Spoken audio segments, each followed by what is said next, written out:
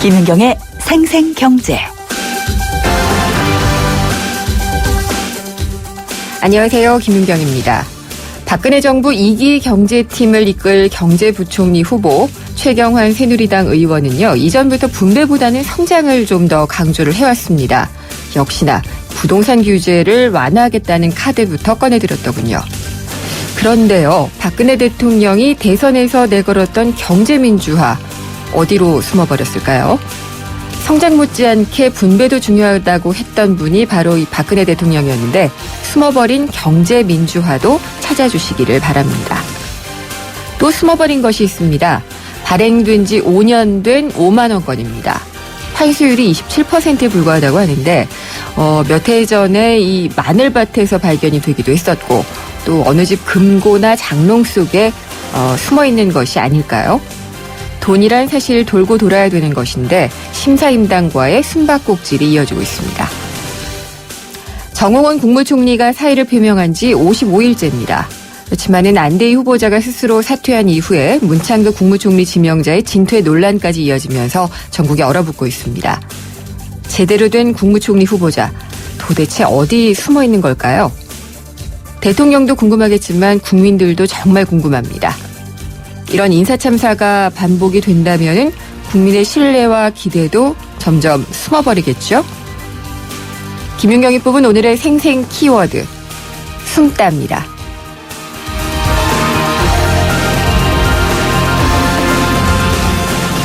네, 오늘 3, 4부에 마련된 금요기획은요, 임대소득과세에 대한 토론을 해보겠습니다. 정부가 주택임대차 선진화 방안을 내놓으면서 그동안은 눈 감아줬던 월세에 대한 세금을 걷겠다고 하니까 부동산 시장이 금방 얼어붙었습니다. 4개월이 지나니까 이제 정부가 세금 부담을 줄여주겠다고 후퇴를 했는데, 이렇게 왔다리 갔다리 하는 정부의 방침, 부동산 시장에 과연 도움이 될까요? 반기는 쪽도 있는데 아닌 쪽도 있습니다. 그러니까 임대소득에 대한 과세, 어차피 버는 소득에 대해서는 세금이 있다라는 조세 정의에 의거한다면은 이것이 좀 옳지 않지 않느냐라는 얘기입니다. 잠시 후 이 상반된 입장을 갖고 있는 전문가 두 분을 모실 텐데요. 임대소득 과세 방안, 가장 적합하고 올바른 것에 대해서 고민을 해보는 시간을 갖도록 하겠습니다. 김윤경의 생생경제 1부 시작합니다. 당신을 위해 내가 더 완벽해질게요. 물이 머무는 저수조부터 물이 나오는 코크까지 안파크로 깨끗하게. 네가 처음이야. 이런 신선함. 쿠쿠 코크살균 정수기 인앤아웃.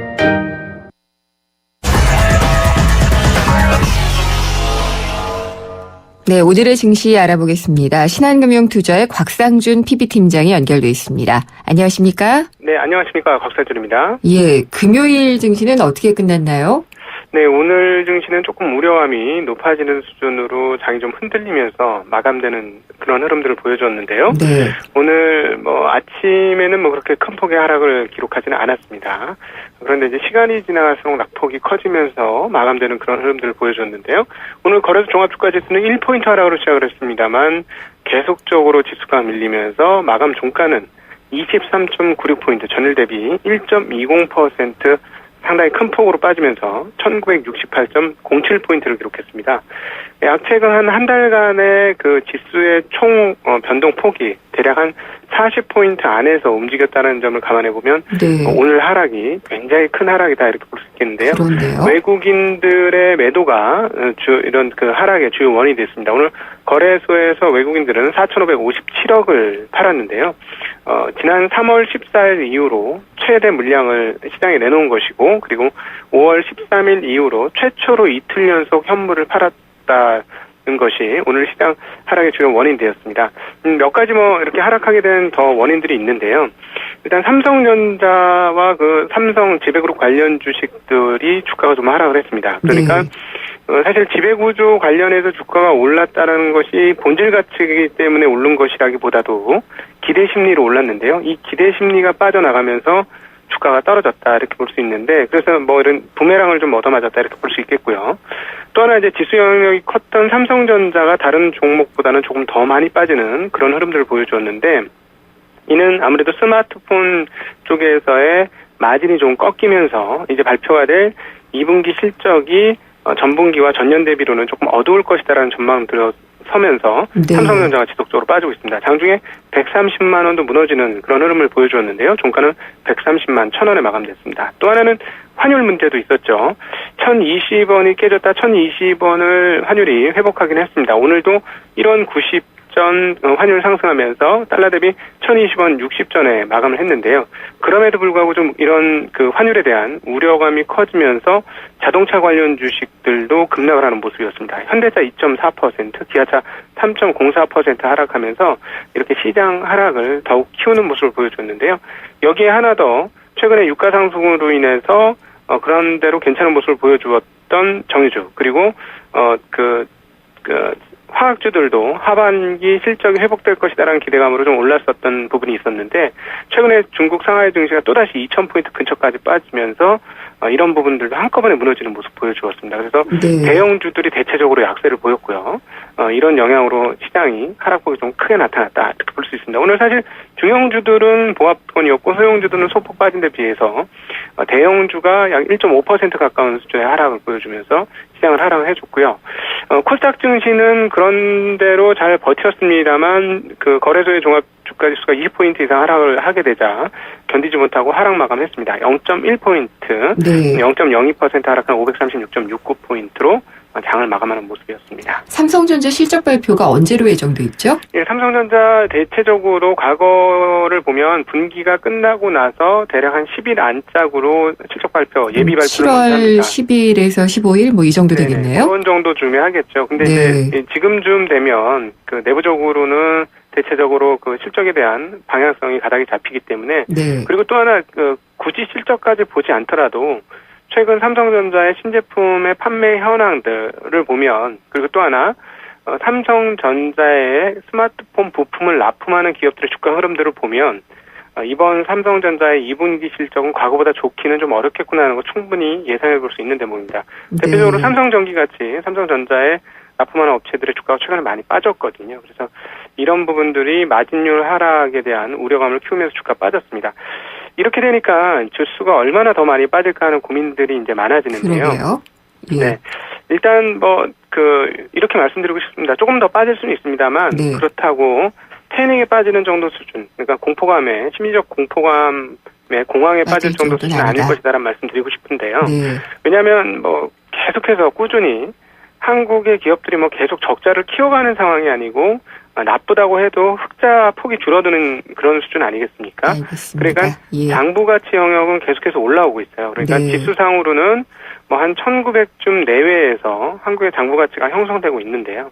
그렇다면 여기서 추가적으로 빠진다면 장부 가치 수준까지 빠지는 거고 네. 한국 주식시장 과거 나빴을 때 장부 가치 이하로 떨어진 적이 있었습니다만 그런 경우는 굉장히 큰 이벤트, 그러니까 리먼 브러더스 사태라든가 네. 이런 큰 이벤트가 있었을 때 알겠습니다. 장부 가치를 크게 하회하는 정도 수준이었지 예. 평상시에는 그렇게까지 많이 빠질 것이 없기 때문에 어느 정도 떨어지면 이제 낙폭은 네.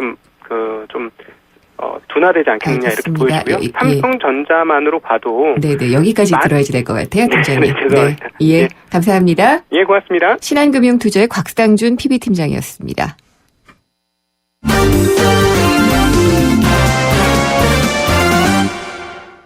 오늘의 주요 경제 뉴스 정리해 보겠습니다. 한국일보 이성철 부국장입니다. 안녕하십니까? 안녕하세요. 우리금융 민영화 지금 이제 마지막 단계가 곧 좀 시작될 계획이죠? 예, 우리금융 민영화가 이제 그 안에 있는 여러 가지 계열사들 네. 를 이제 쪼개서 파는 작업이 진행이 됐었죠. 그래서 우리투자증권 같은 경우는 농협으로 넘어가고요. 네. 나머지 상호신용 저축은행이라든가 또 이 작은 여신 전문 회사라든가 이런 거 지금 다 쪼개서 지금 팔리고 있고 결국 이제 가장 중요한 건 우리은행 아니겠습니까? 네. 이 우리은행을 팔면은 이제 우리금융의 민영화가 정말 IMF 이후 한 10수년 만에 공적 자금 투입 이후 10수년 만에 이제 완료가 되는 건데요. 정부가 23일 날 다음 주죠. 23일 날 우리은행 매각 방안을 이제 발표를 한다고 합니다. 네. 그래서 이제 그 두 가지 방식으로 이제 진행이 될 것 같은데요. 지금 예금보험공사가 가지고 있는 우리금융 지분, 그러니까 쉽게 말해서 정부가 가지고 있는 지분이 대략 57% 정도입니다. 네. 이걸 이제 파는 건데, 이걸 이제 두 개의 그룹으로 나눠가지고, A그룹은 10% 이하의 A그룹은 30% 이상, 그러니까 지배주주를 파는, 네. 지배주주를 선정하는. 주인을 찾는 거죠. 그렇죠. 최소한 네. 30% 이상의 지분을 가지고 가서 주인을 찾아주는 작업이 될 것이고, B그룹은, 물론, 원하면은 뭐 이걸 다 가져갈 수도 있겠지만, 그 현실적으로 돈이 너무 많이 들기 때문에, 한 10% 이내의 지분을 갖는, 일종의 분할 매각, 요 두 가지 방식이 이제 같이 진행이 되는데요. 네. 그러니까 전체 30% 이상의 지분을 갖는다는 건 그야말로 경영권을 목적으로 한 전략적 투자자를 찾는 것이고, 네. 10% 이하의 지분을 가진 이 투자자를 찾는 거는 일종의 그 재무적 투자자를 찾는 작업이죠. 이 두 가지가 이제 진행이 될 것 같은데, 예컨대 이제 지분을 30% 인수를 해가지고 주인이 된다고 했을 때, 아마 경영권 프리미엄 같은 거를 감안을 하면 한 3조 원 이상이 아마 들어가게 되지 않을까 싶습니다. 그만한 돈을 갖고 있는 주체를 찾기가 쉽지 않을 텐데요. 그렇죠. 예. 그리고 이제 여기가 이제 은행이다 보니까 네. 정부가 뭐 딱 뭘 명시하지는 않습니다만 가급적이면 뭐 펀드라든가 또 여기는 이 정부가 어떻게든 가지고 있는 은행이기 때문에 외국 자본한테 넘기는 것도 상당히 좀 부담이 있거든요. 그래서 뭐 차별을 두지는 않겠습니다만은 네. 어쨌든 정부로서는 가급적이면 정통 금융자본이 가져가기를 내심 굉장히 희망을 하고 있는 것으로 알려지고 있습니다. 교보생명이 계속 관심을 보여왔잖아요. 그렇죠. 네. 교보생명 같은 경우는 실제 내부적으로 우리은행 인수를 위한 이제 준비를 계속 해왔던 상태고요. 네. 교보생명 역시도 지금 여기야말로 이제 이 금융 전업 그룹 아니겠습니까? 네. 물론 작은 뭐 교보문고라든가 작은 비금융 계열사가 있긴 합니다만 그래도 교보생명 뭐 증권 뭐 이런 쪽으로 해서 금융 쪽으로만 해왔기 때문에 우리은행 인수를 통해 가지고 은행과 보험을 두 축으로 하는 그야말로 정통 금융 그룹으로 도약하겠다 그런 의지를 밝히고 있는 상태고요. 신창재 교보생명 회장도 이에 대한 강한 의지를 갖고 있는 것으로 알려지고 있습니다. 물론 돈이 있느냐가 관건일 것 같은데요. 여기는 아마 뭐 전적으로 100% 자기 자본으로 하긴 좀 쉽지 않을 거고요. 예. 뭐 이 내부 컨소시엄 내에서 또 이제 투자자들을 모집을 하겠죠. 네.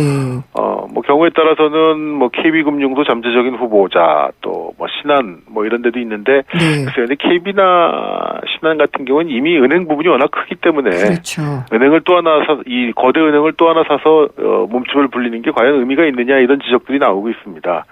뚜껑을 열어봐야 알겠습니다만은 일단은 현재로서는 교보생명이 가장 강하게 의지를 표출하고 있는 상태고, 네. 매각 공고가 9월에 나오고요. 아마 입찰은 10월쯤에, 올 가을 정도면은 새 주인의 윤곽이 이루어지지 않을까. 물론, 단독 입찰이 될 경우에 이것도 무산이 될 가능성이 높습니다. 네. 그러니까 유효 경쟁이라는 게 복수의 응찰자가 있어야지만 정부는 그렇죠. 팔겠다는 입장이기 때문에 예. 단독 응찰을 뭐 교보생명 혼자 손들고 나왔을 경우에는 이게 또 그렇게 잘 안 될 가능성도 있습니다. 그런데 이제 또 이걸 가지고 30%나 되는 지분을 넘기게 되니까 이게 또 특혜 시비가 불거질 수가 있잖아요. 그 예. 부분은 어떻게 보시나요? 저는 개인적으로 그렇게 생각합니다. 이게 사실은 여러 가지 이유 때문에 지금 10년 넘게 무산이 되어 왔는데요. 예. 특히 이제 정부 입장에서는 자꾸 싸게 팔 경우에는 나중에 이게 뭐 헐값 매각 시비에 시달리기 때문에 네. 뭐 나중에 감사원 감사라든가 이런 것 때문에 대비해서 이제 공무원들이 그동안 이거를 또 무산시키고 미뤄오고 한 것이 있는데 네. 절차만 투명하다면은 뭐 굳이 뭐 이게 특혜 시비가 나올까 싶기도 하고요. 네. 그리고 다 일장일단이 있죠. 다 일장일단이 있는데 어떤 것보다도 빨리 민영화를 시키는 것이 정부의 부담도 덜고 우리나라 금융산업 발전을 위해서는 네. 어쨌든 민영화 그 자체를 빨리 달성하는 것이 현재로서는 제일 중요하고 급선무가 아닌가 생각이 됩니다. 그러니까 기계 일괄 매각을 뭐 고집하다가 안 된다 이런 얘기도 있지만 사실 이게 계속 지연이 되면서 들어가는 공적 자금은 또 국민의 부담이니까요. 그렇죠. 예. 네. 근데 주인을 찾을 수 있을지에 대해서는 사실 좀 의문이 좀 많이 들어서요. 네. 중국이 갖고 있는 외환 보유액이 상당하죠. 계속 지금 늘고 있는데요. 네. 1분기 말 현재 외환 보유액이 3조 9,400억 달러입니다. 예. 지금 4조 가깝네요. 네, 매 분기에 지금 한 1,200억 달러씩 늘어나고 있는데요. 2분기에는 지금 뭐 4조 달러 돌파가 확실시 되고 중국이 외환 보유액이 이렇게 늘어나는 건 일단 기본적으로 두 가지입니다. 이 무역 흑자로 계속 달러가 들어오고 있고요. 네. 또 중국에 대한 외국 자본들의 투자들이 워낙 많지 않습니까? 그렇죠. 어쨌든 나가는 돈보다 들어오는 달러가 훨씬 많습니다. 그래가지고 만약에 이제 중국의 외환 시장이 완전히 자율화되어 있다면 그게 이제 환율에도 반영이 되고 할 텐데 그게 안 되기 때문에 결국은 들어오는 달러를 계속 정부가 사들이고 있는 그런 형태거든요. 그러니까 중국의 외환 보유액이 이렇게 계속 늘어나는데 물론 외환 보유액이 많으면은 뭐 비상시에 안전판 역할을 한다는 점에서 긍정적인 측면도 있겠습니다만 네.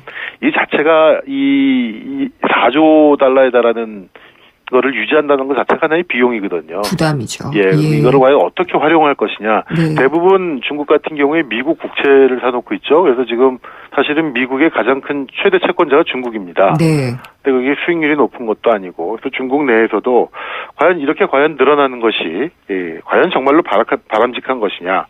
이걸 과연 어떻게 활용을 해야 될 것이냐.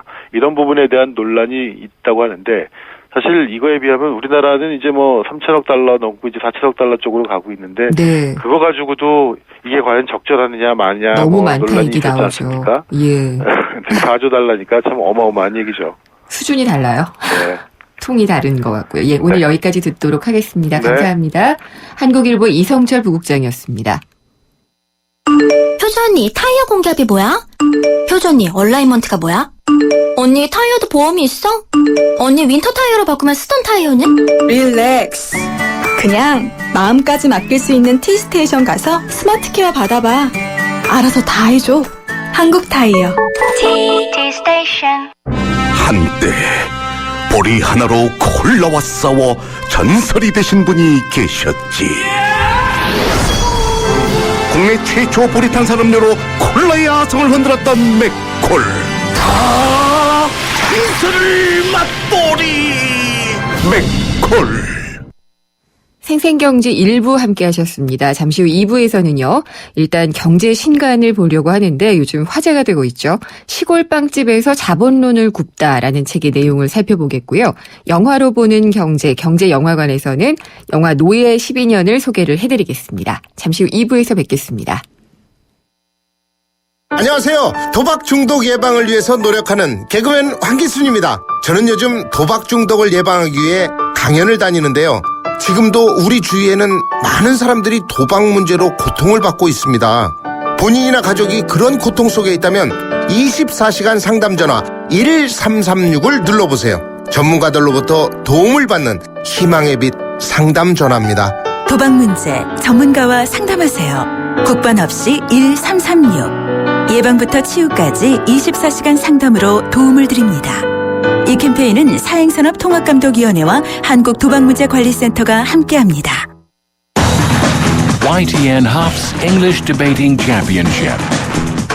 YTN이 주최하고 YTN 라디오가 후원하는 2014 청소년 영어토론 대회가 오는 7월과 8월 개최됩니다. YTN과 함께하는 혼과 열정의 무대. 청소년 여러분의 많은 참가 바랍니다. 20년차 경제 전문 기자 김인경 기자가 전하는 알기 쉬운 경제 이야기. 김인경의 생생경제.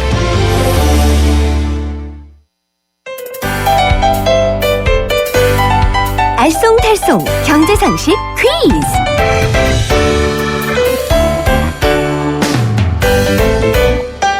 안녕하세요. 경향신문 조미덕 기자입니다. 경제상식을 재미있는 퀴즈로 풀어보는 코너 경제상식 퀴즈인데요. 퀴즈 정답을 아시는 분은 문자메시지 휴대전화 우물정 0945번 우물정 0945번으로 보내주세요. 추첨을 통해 퓰리처상 사진 티켓과 경제신간을 드리겠습니다. 그럼 퀴즈입니다. 주식시장이 장기적으로 상승할 때와 하락할 때 우리는 각각 두 동물에 빗대서 주식시장을 표현합니다. 상승세일 때는 그래프가 황소가 싸울 때 뿔을 위로 치받는 것과 비슷하다고 해서 불마켓이라고 합니다. 불은 황소를 뜻하죠. 반대로 주식이 하락세일 때는 곰이 싸울 때 팔을 아래로 내리찍는 것을 본따서 이것이라고 하는데요. 주식시장이 곰탱이처럼 우둔한 상황이라고 볼 수도 있습니다. 하락세의 주식시장을 뜻하는 이 말은 무엇일까요? 1번 슈퍼마켓, 2번 베어마켓, 3번 타이거마켓. 정답을 아시는 분은 문자메시지 휴대전화 우물정 0945번 우물정 0945번으로 보내주세요. 추첨을 통해 퓰리처상 사진전 티켓과 경제 신간을 드리겠습니다. 네, 주식시장이 좀 하락할 때 이런 시장이다라고 얘기를 해요. 보통 이제 주식시장을 대표하는 동물이 두 개가 있어요. 황소하고 곰인데, 곰을 좀 신경 쓰시면은 이 문제를 맞추실 수 있지 않을까 싶습니다. 보기는 1번 슈퍼마켓, 2번 베어마켓, 3번 타이거 마켓입니다.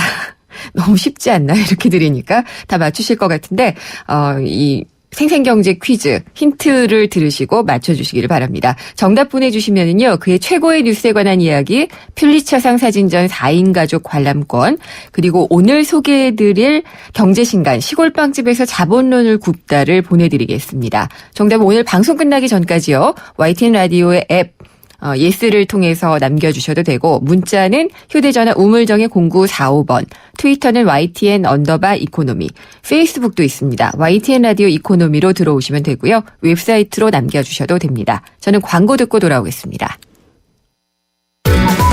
차 안에서 먹고 또 먹어도 사람들이 타고 또 타도 페브리즈 차량용이 있으니 냄새 걱정이 없어요. 상쾌한 드라이브 페브리즈 차량용과 함께 페브리즈 차량용. 허규현 위원님은 LTE 데이터도 많이 쓰시겠어요? 한국, 미국, 일본 경기까지 하루에 10시간 이상 넘게 보죠. 그럼 요금이 이게 그건 걱정 없어요. 데이터 요금 걱정 없는 LTE8 무한대 요금제.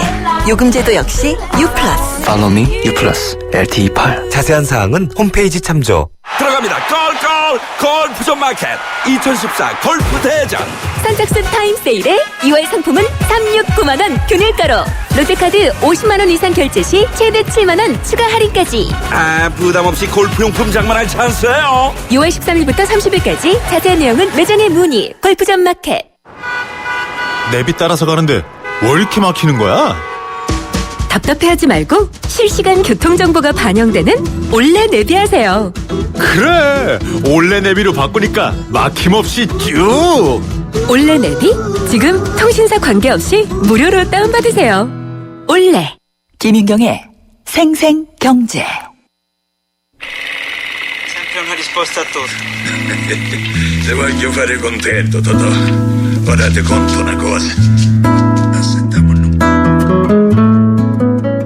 예, 이제 주 후반으로 가고 있으니까 영화 한 편 볼까 이런 생각도 좀 드시지 않나요? 영화 보시면서 경제 이야기도 볼 수 있는 시간입니다. 경제영화관 경향신문의 박병률 기자 나오셨습니다. 안녕하십니까? 네, 안녕하세요. 오늘은 어떤 영화를 소개를 해주실 건가요? 네, 어느 날 눈을 뜨니까 자신의 손발이 묶여 있습니다. 네. 그리고 이제 누군가가 너는 자유인이 아니야. 오늘부터 너는 노예다. 아이고. 라고 얘기를 합니다. 네. 남북전쟁 전에, 미국의 남북전쟁 전에 미국의 그 노예 제도를 소재로 한 영화가 있습니다. 스티비 맥킨 감독의 노예 12년. 이걸로 오늘 경제 이야기를 시작하겠습니다. 다운로드만 받고 아직 못 본 영화입니다. 줄거리를 일단 간략하게 들려주시죠. 네, 그 뉴욕에 사는 흑인 솔로몬 노섭이라는 사람이 있습니다. 네. 일남 일녀를 둔 단란한 그 가정의 가장이고요. 또 바이올린을 연주하는 예술가입니다. 네. 또 이제 당시 미국에서 이제 흑인이긴 합니다만 이제 또 자유인으로서 또 살고 있습니다. 1841년에 어느 날 이 사람에게 두 남자가 접근을 하는데요. 네. 지상 최대 서커스쇼 단원인데 우리가 악사가 필요하다. 우리 이제 순회 공연 중인 단원들과 합류해서 좀 공연을 해달라. 이렇게 요청을 합니다. 뭐 조건도 좋으니까 하겠다 이렇게 합류를 하는데요. 네. 알고 봤더니 이 두 남자가 인신매매범입니다. 술을 한참 먹고 만취였다가 눈을 떠보니까 자신의 손발이 묶여 있는데요. 예. 그러면서 이제 오늘부터 너의 이름은 플래시다. 그리고 너의 고향은 뉴욕이 아니라 조지아다. 이렇게 모든 것이 바뀌어버립니다. 네. 이제 자신이 자유인이다 증명을 해야 되는데 그럴 방법이 없습니다. 그대로 이제 그 노예주로 끌려가는데요. 미국에서 가장 그 지독하다는 그 남부 루지애나주로 가는데 예. 노예주 중에서도 가장 이제 험한 그런 곳입니다. 이제 이곳에서 탈출하기 전까지의 이야기를 담고 있습니다. 정말 이게 이제 흑인 대통령도 나오고 그러면서 많이 잊혀졌던 문화였는데 네. 이게 참 다시 또 영화로 들어보니까 뭐랄까요, 좀 감정이 많이 드네요. 영화 잠깐 들어보고 갈까요? I was born a free man. Lived with my family in New York. Be good for your mother. Till the day I was deceived. To Solomon. Kidnapped. Sold into slavery.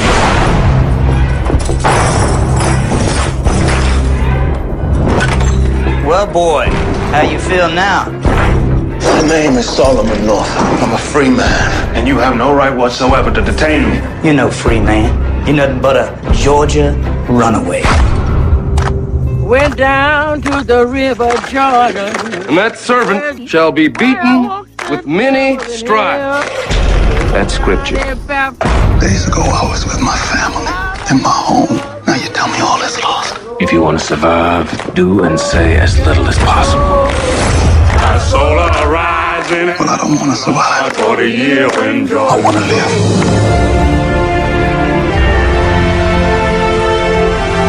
I was a free man. I'm not a slave.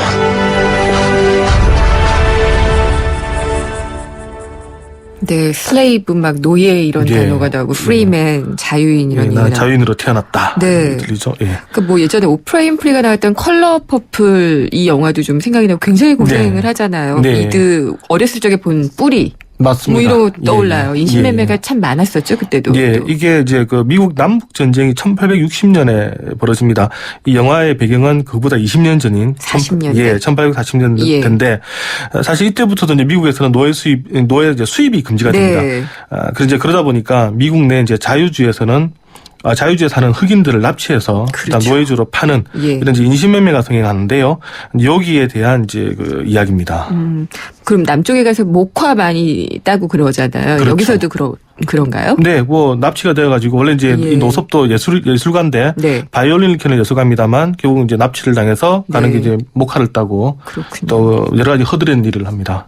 근데 이 영화가 상복이 많았죠. 네, 이번 올해 아카데미상 작품상을 받았는데 이 스티븐 윌킨 감독 그 오스카상을 받은 최초의 흑인 감독으로 남게 됐습니다. 최초예요? 네, 흑인 감독이 작품상을 받은 것은 처음입니다. 그렇군요. 그리고 이제 이 영화에서 이제 또 다른 여자 노예 패시가 있는데요. 이 패시 역을 맡은 그 루피타 룡이라는 배우인데 이 배우 이 아카데미 여우 조연상을 수상을 했고요. 재밌는 게 올해 미국 피플지가 선정한 세계에서 가장 아름다운 여성으로 선정됐습니다. 그리고 또 이 그 여배우 또 최근에 그 화장품 회사 또 캐스팅이 돼가지고 또 광고까지 찍고 있습니다. 예. 들은 것 같은데. 네. 어떻게 보면 참 미국 입장에서는 그 흑인들의 했던 그런 이제 노예 제도에 대한 좀 반성, 일종의 좀 보상, 좀 그런 느낌도 있는 듯한 느낌이 듭니다. 그렇군요. 이 영화에서 볼 수 있는 것은 어떤 경제 이야기가 있나요? 네, 이제 노섭이 이제 납치가 되어서 이제 사탕수수밭 농장에 데려가 됩니다. 네. 그때 이제 보면 농장주들 그리고 이제 농장 관리인들이 노예들이 이제 일하는 모습을 마차 위에서 지켜보는데요. 그러면서 이제 일 안 한다고 때리기도 하고 이러는데 과연 이제 관리자들이 위에서 지켜보면 정말로 생산이 늘어날까? 네. 요거를 설명하는 경제학 용어가 있습니다. 바로 호손 효과인데요. 호손 효과에 따르면 그렇답니다. 그래요? 어느 정도까지만 그럴 것 같은데. 근데 호선 효과를 그러면 좀 더 구체적으로 설명해 주세요. 네, 그 호손 효과라는 것은 이제 자신을 지켜보는 사람이 있을 경우에는 이제 이 사람을 의식을 해서 평소와는 다르게 행동하는 현상을 말합니다. 이게 어떻게 보면 너무너무 이제 당연한 건데 이게 사실은 1920년대, 30년대 경영학에서는 엄청난 충격파를 가져오는 그런 그 이론이었습니다. 하버드대에서 1927년부터 32년 사이에 근로자의 생산성을 높일 수 있는 게 뭔가 연구를 했는데 그중에 하나 이제 적정 조도를 찾는 그런 실험을 했습니다. 조도요? 그러니까 조명의 어떤 정도네요? 네, 맞습니다. 그러니까 과연 얼마의 조명을 비추면 근로자들이 가장 생산성이 높아질까? 이제 이것을 행한 그 공장이 미국 일리노이주에 있던 그 웨스턴 일렉트릭이라는 회사인데요. 당시 미국에서 가장 큰 조명 회사 중에 하나입니다. 그러다 보니까 이제 가장 최고의 조명을 이제 발견하게 되면 상품화할 수 있기 때문에 실험을 시켰는데 근데 막상 해봤더니 조명이 밝은 쪽 그리고 조명이 어두운 쪽에 근로자들이 일하는 게 모두 생산성이 향상이 되는 겁니다. 둘 다요? 네. 그래서 뭔가 이상하지 않느냐. 그래서 이 팀이 또 다른 실험을 해봅니다. 노동자의 휴식 시간을 좀 바꿔보고요. 또 근무 시간, 심지어 이제 급료를 달리하면서 또 다른 실험을 해보는데 역시 또 차이점을 발견하지를 못합니다. 결국은 이 연구팀이 내린 결론. 근로자의 생산성은 이런 그 외부 작업 환경이 아니라 노동자의 마음 자세에 달려 있다라는 결론을 내리게 되는데요. 네. 즉 이 근로자들을 할 때 미리 당신들은 실험을 당한다라는 얘기를 하고 실험을 합니다. 그랬더니 근로자들이 자신이 실험을 당한다는 거 아니까 네. 조명이 밝든 어둡든 뭐 휴식 시간이 길어졌든 짧아졌든 똑같은 행동을 해버린 겁니다.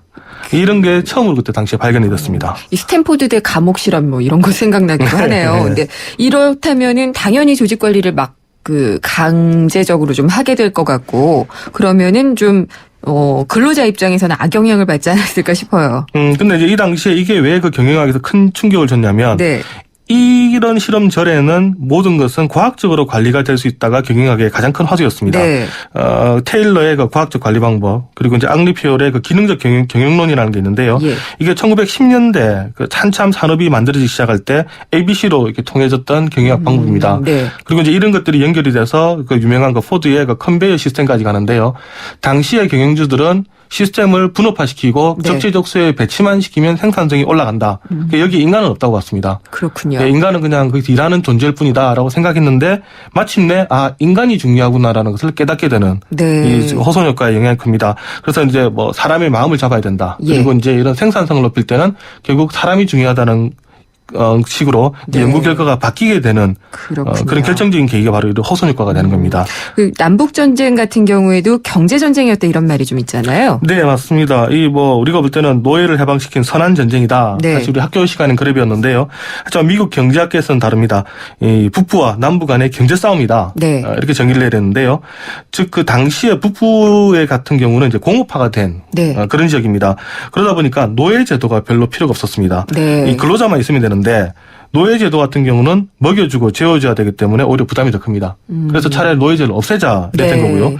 또 당시 북부는 이제 공업 생산을 하는데 그 세계 경제에서 당시에 미국은 약소국이었습니다. 네. 그러다 보니까 보호무역주의를 연합니다. 그렇군요. 네, 예. 관세를 올리자. 이제 반면에 이제 남부는 면화를 생산하다 보니까 노예가 필요했습니다. 네. 이 모든 것을 일을 다 해줄 그런 인력이 필요했고요.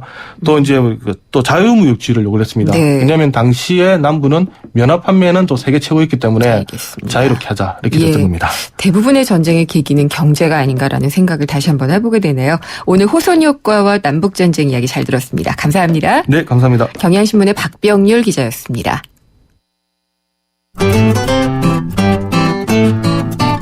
생생경제를 다양하게 만나는 방법.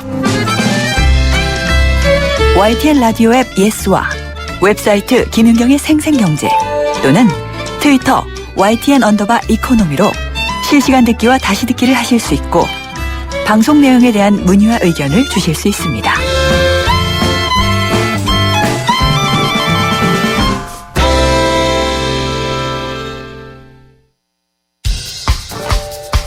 생생경제가 뽑은 이 한 권의 책, 화제의 경제 신간. 금요일마다 만나는 시간입니다. 따끈따끈한 경제신간 홍순철 북칼럼니스트 나와 계십니다. 안녕하십니까? 예, 안녕하세요. 네, 오늘 어떤 책 들고 오셨나요? 예, 오늘 책은 시골 빵집에서 자본론을 굽다라는 제목의 책입니다. 서평 많이 봤어요. 아, 예. 네. 요즘 뭐 출간된 지 얼마 안 됐는데 참 뜨거운 독자들의 반응이 네. 있더라고요. 오늘처럼 이렇게 좀 날씨가 우울하고 그럴 때 빵이 또 생각나고 그러는데. 상시 생각나요. 게다가 시골 빵집이라고 하니. 예. 사실 거기서 무슨 자본론을 구울까. 그러게요. 예, 제목이 참 독특한데요. 네. 일본의 한 작은 마을, 그러니까 오카야마현 북쪽에 가스야마라는 이름도 좀 생소한 마을이 있는데 네. 여기에 한 시골 마을 빵집이 있습니다. 네. 이 책은 그 빵집을 운영하면서 제빵사로 활동하고 있는 와타나베 이타루가 직접 쓴 책인데요. 네. 이분의 이야기가 지금 일본 열도의 뭐 자그마한 혁명 처럼 이런 어떤 반응을 불러일으키고 있다고 그러는데요. 네. 이 저자의 이력이 일단 특이하더라고요. 원래 좀 시골 농부를 꿈꾸다가 고등학교 네. 졸업 후에 한 7년 동안 프리터 생활을 했습니다. 네, 프리터. 네. 예. 그러다가 뒤늦게 뭐 농사와 관련된 일을 하고 싶다 그래서 대학에 들어가서 대학을 졸업하고 간신히 늦깎이로 유기농산물 도매 회사에 취직을 하게 됩니다. 네. 근데 자기가 동경했던 시골 삶을 동경했고 농사 관련된 일을 하기로 했을 때 좀 약간 순수한 마음이 있었는데 입사해보니까 네. 사과를 막 섞어서 원산지 허위 표기를 해서 판매하는 걸 네. 목격을 한 거예요. 예. 그리고 동료들의 부정을 가지고 고발했더니만 자기가 왕따가 돼버리는 거죠.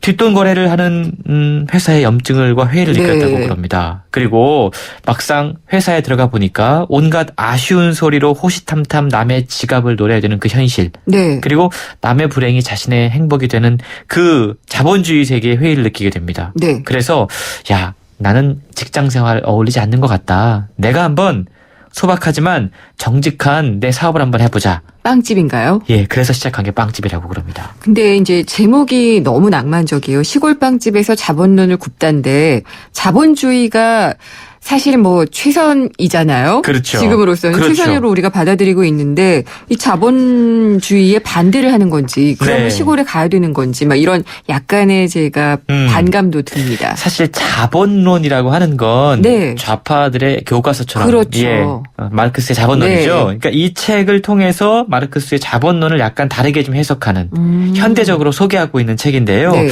보통 자본론 그러면 되게 어렵다라고 느낍니다. 많은 분들이. 그렇죠. 근데 이 책을 읽으면 빵을 만드는 과정과 이렇게 같이 소개를 하면서 아주 자본론을 쉽게 설명을 하고 있는데요. 그래서 네. 시골 빵집에서 자본론은 굽다라는 제목이 탄생을 한 건데요. 네. 저자가 일단 빵집을 경영해야겠다고 마음 먹었다고 그랬잖아요. 그래서 일단 제빵을 배워야 되니까 한 4년 반 동안 빵집을 전전하면서 빵 만드는 일을 배웠다고 그럽니다. 네. 근데 기존 제빵 업계가 정말로 혹독한 근무 환경에 그 사람을 노출시켰던 거예요. 사실 그렇죠. 그렇죠. 예. 처음 일했던 빵집의 출근 시간은 새벽 2시. 아이고. 내리 예. 15시간, 17시간을 네. 일하면서 끼니는 주먹밥으로 때웠다고 그럽니다. 네. 그러면서 자신만의 신념과 철학을 포기하지 않았고 결국에는 작은 빵집 다루말이라는 이름의 빵집을 2008년도에 열게 되는 것이죠. 그래요. 이게 사실 산다는 게 정의감으로 되진 않잖아요. 그렇죠. 사실 돈으로 된다라는 생각을 갖게 마련인데 어떤 내용인지 한번 좀 낭독을 들어보고 가겠습니다.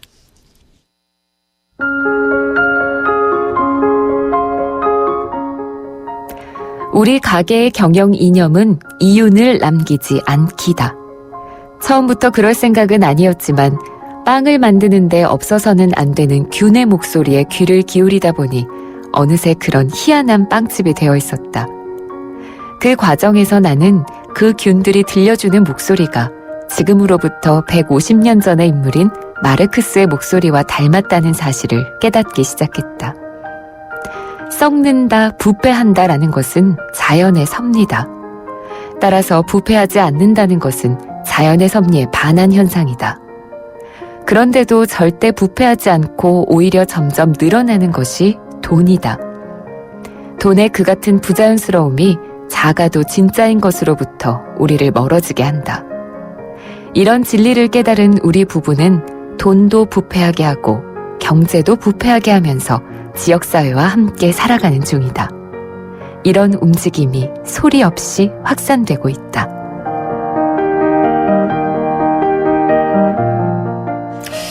낭독을 들어보니까 돈, 자본에 대한 심한 반감을 갖고 있는 게 아닌가라는 생각이 들어요. 예. 사실 2008년도에 이 빵집이 오픈을 했는데요. 다루말이. 예. 2008년이 어떤 해였을까? 금융위기가 왔죠. 금융위기가 왔죠. 예. 빵집을 오픈했는데 처음에 장사가 잘 안 됐다고 그래요. 네네. 어떻게 할까 하자마자. 고민을 하다가 네. 아버지가 학자셨는데 자본론을 한번 읽어봐라라고 권했다고 그럽니다. 오. 근데 이제 그게 이 사람의 삶에 그리고 이 빵집의 경영에 혁명적인 전환을 일으키게 된 거죠. 그렇군요. 자본을 읽고 나서 빵집을 경영하는 방침을 바꿨다고 그래요. 어떻게 해요? 아까 우리가 낭독을 통해서 이 빵집의 그 경영 철학이 이윤을 남기지 않기라고 말씀을 드렸잖아요. 네. 그러니까 이윤을 남기지 않아야겠다는 생각으로 정말 모든 것들을 돌리는, 그러니까 우리가 빵 만들 때 균이 들어가서 부패해야 되고 발효가 돼야지만 빵이 만들어지는 네. 그러한 원리를 예. 이 빵집 경영에도 적용을 했다라는 거예요. 예를 들자면 인공 발효된 효모인 이스트를 쓰면 빵을 쉽게 만들 수가 있어요. 그렇죠. 근데 다루마리는 이스트나 첨가물을 전혀 쓰지 않는다고 그럽니다. 오래 걸리겠네요. 예. 그럼? 그러니까 네. 대신 오래된 집에 사는 천연 효모를 사용해서 빵을 만들고요. 네. 되도록 지역에서 나는 재료를 쓰고 환경과 사람의 의미 있는 것을 선택한다. 과거에 한 철학자가 냉장고가 만들어지면서 이게 이제 네. 여러 가지 문제를 낳았다라는 이야기 그렇죠. 우리가 기억하고 예. 있는 것처럼 이 빵집 주인 와타나베 이타루 또한 뭔가 저장하고 남기고 그러려고 하는 것이 오히려 자본주의에 더 많은 문제들을 양산한다라고 생각을 한다라는 거예요. 남기고 이래야지 살지 않나요? 그러니까 앞으로 말이에요. 어떤 일이 있을지 몰라서 우리 보험도 들고 또 아이를 위해서 뭐 적금도 들고 그러잖아요. 그렇죠. 안 하시나 봐요? 이분은? 전혀 안 한다고 그래요. 그러니까 예를 들자면 이분들이 노동에 대해서 갖고 있는 철학도 상당히 독특한데 이 아내하고 같이 빵집을 경영하는데 일주일에 사흘을 쉰다고 그래요. 진짜요? 1년에 한 번 장기 휴가를 갑니다. 네. 근데 그 이유가 분명해요. 뭐냐 하면 빵을 만드는 사람이 그게 빵이건 무엇건 숙련된 기술을 가졌다라는 이유로 존경을 받기 위해서는 그 사람이 잘 쉴 수 있어야 된다. 맞는 말인데 이거. 예. 근데 우리가 그러지 못하잖아요. 전혀 그렇지 못하죠. 기계의 일부처럼 돌아가고 있고 네. 그게 마치 자본주의 사회에서 살아남는 것처럼 생각을 하고 있기 때문에 사실 이분의 얘기를 들으면 맞아 그런데 우린 왜 현실에서 그렇게 살지 못할까라는 생각이 들거든요. 그러니까 약간은 이걸 들으니까 비로소 동의가 돼요. 그렇죠. 예. 근데 약간 좀 이상적인 면도 있긴 하지만 어쨌든 우리가 이 마르크스의 자본론에서 분명히 배워야 될 노동의 가치라든가 교환 가치라든가 이런 것들은 충분히 우리가 공부해야 될 필요가 있다는 걸 책을 통해 다시 한번 이야기를 하고 있는 거죠. 근데 이 자본론이 또 들어가다 보니까 요즘 유행하는 게 이제 또 토마 피케티의 21세기 자본론이잖아요. 맞습니다. 이 토마 피케티 교수가 쓴 21세기 자본론이 지금 전 세계적으로 화제를 불러일으키고 있고 경제학자들 사이에서 이게 맞다 틀리다 여러 가지 논란이 되고 있는데 이렇게 마르크스의 자본론이 지금 사실 널리 읽히는 이유가 좀 있는 것 같아요. 우리 사회의 부익부 빈익빈 사회 불평등이 빠르게 확산이 되면서 자본론의 인기가 올라가고 있고 또 오늘 소개해드리는 시골빵집에서 자본론을 굽다 이 책 또한 자본론을 좀 새롭게 해석하고 있는 책인데요. 이 책은 천연균에 빗대서 자본주의의 현실을 비판합니다. 자연계에 존재하는 모든 물질은 시간과 함께 모습을 바꾸게 되고 언젠가 흙으로 돌아가는 게 순리고 이치다. 그러니까 순환과 균형이 있어야지만 사회가 돌아가고 그 과정에 균이 필요하다라는 이야기하고 있는 겁니다. 그러니까 균이 있어야지만 발효와 부패가 이루어지는데 자본주의의 근간이 되는 게 돈이잖아요. 돈은 절대로 부패하지 않습니다. 더 많은 걸 남기려고 하죠. 증식하죠. 여기서 문제가 발생한다라고 저자는 이야기를 하고 있는데 그래서 대안으로 부패의 경제를 이야기를 하고 있는 거예요. 남기면 썩기 때문에 지나친 이윤을 남기려고 하지 말고 되돌려줘라. 알겠습니다.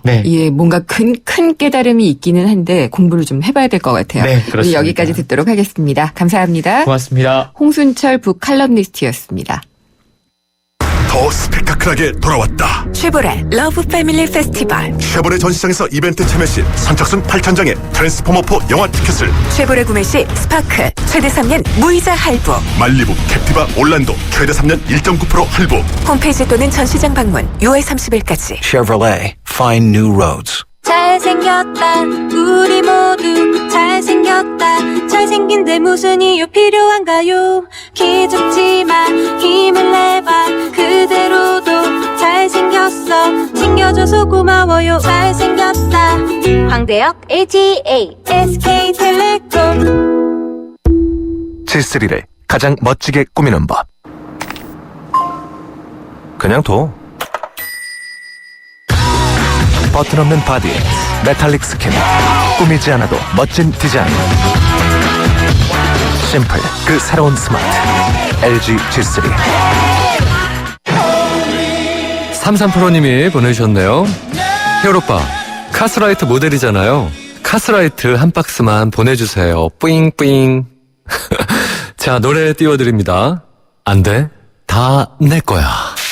칼로리를 33% 내린 맛있는 맥주. 카스라이트. 차차 바빠 도일아 왜 그렇게 바쁘니? 저 좋은 기름 구조일이 좋은 엔진오일까지 만들었거든요. 엔진 오일의 놀라운 능력 7초면 느낄 수 있어요. 부릉부릉 차세대 100% 합성 엔진 오일 S-오일 7 탄생 엔진을 끼우는 힘 S-오일 7. 생생경제 퀴즈 다시 한번 알려드릴게요. 오늘 정답률이 평소보다 현저히 낮은 편인데요. 잘 들어보세요. 주식시장이 장기적으로 상승하는 시장은 불마켓이라고 합니다. 황소가 싸울 때 이렇게 뿔을 위로 치봤기 때문에 그렇게 얘기를 하는데 반대로 주식이 내릴 때 하락세일 때는 곰의 비유를 합니다. 싸울 때 팔을 이렇게 아래로 내리찍기 때문이라고 하는데 하락세인 주식시장을 뜻하는 이 말은 무엇일까요? 힌트는 곰입니다. 곰. 1번 슈퍼마켓, 2번 베어마켓, 3번 타이거마켓. 제 발음이 좋았으면 아마 알아들으셨을 것 같은데 정답 오늘 방송 끝나기 전까지 YTN 라디오 앱이나 또 문자를 통해서 남겨주시면 됩니다. 그럼 잠시 후에 뵙도록 하겠고요. 정답 맞춰주신 분들 중에서는 그의 최고의 뉴스에 관한 이야기 편리처상 사진전 4인 가족 관람권 그리고 방금 소개해드린 책이죠. 경제신간 시골빵집에서 자본론을 굽다를 보내드리도록 하겠습니다. 잠시 후에 금요기획과 함께 돌아오겠습니다. 2014 YTN 연중기획 함께하는 미래 창조 대한민국 다일 공동체 대표를 맡고 있는 최일도 목사입니다. 대한민국의 미래는 나눔에 달려 있습니다. 밥 냄새가 너무도 그리운 시대인 것 같습니다. 한 상에 둘러앉아 밥을 나누면서 정을 나누고 사랑을 나누던 이 나눔의 문화가 점점 핵가족화를 맞이하면서 너무 혼자 밥상을 대하는 세대들이 많아졌는데요. 밥부터 나누면 됩니다. 대한민국의 밝은 미래는 나눔에 달려 있습니다. 지금부터 여기부터 작은 것부터 할 수 있는 것부터 나부터 나누자고요. 2014 YTN 연중기획 함께하는 미래 창조 대한민국 스토리가 있는 금융 KB국민은행과 함께합니다. 올여름 역사와 전통이 있는 영국 최고의 교육도시 옥스퍼드에서 품격이 다른 영어 캠프를 만나보세요. YTN 라디오와 APC가 주최하는 영국 주니어 영어 캠프는 자녀들의 영어 실력을 한 단계 끌어올려드립니다. 캠프가 끝난 뒤에는 프랑스와 스위스, 이탈리아의 문화유적지를 돌아보는 현장 학습의 기회도 누리실 수 있습니다. 영국 옥스퍼드에서 체험하는 주니어 영어 캠프. YTN 웹사이트나 서울 전화 723-0550, 723-0550에서 확인하실 수 있습니다.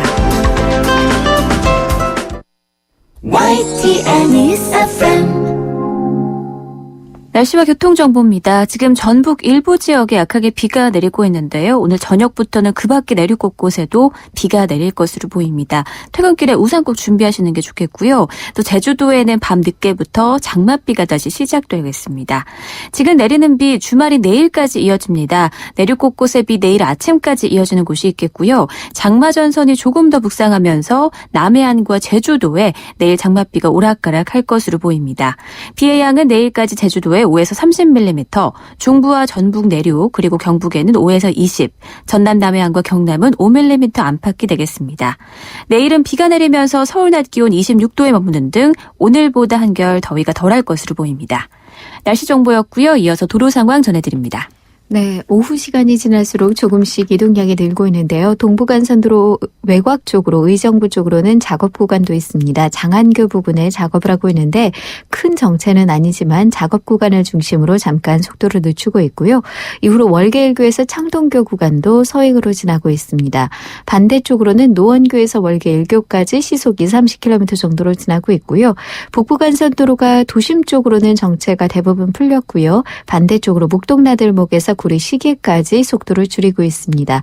내부순환로 성수 쪽으로 성산램프에서 정릉터널 구간 지나는데 더딘 흐름이고요. 강변북로가 구리 쪽으로 난지나들목에서부터 반포대교까지 쭉 속도를 올리지 못하고 있습니다. 반대쪽 동호대교에서 한강대교 지나기 어렵고 나란히 가고 있는 올림픽대로는 공항 쪽으로 지금 영동대교부터 한강대교 지나 여의도권까지 속도를 늦추고 있고요. 반대쪽으로는 가양대교에서 성산대교, 여의상류 나들목에서 성수대교까지 더딘 흐름 보이고 있습니다. 지금까지 삼성과 함께하는 56분 날씨와 교통정보였습니다.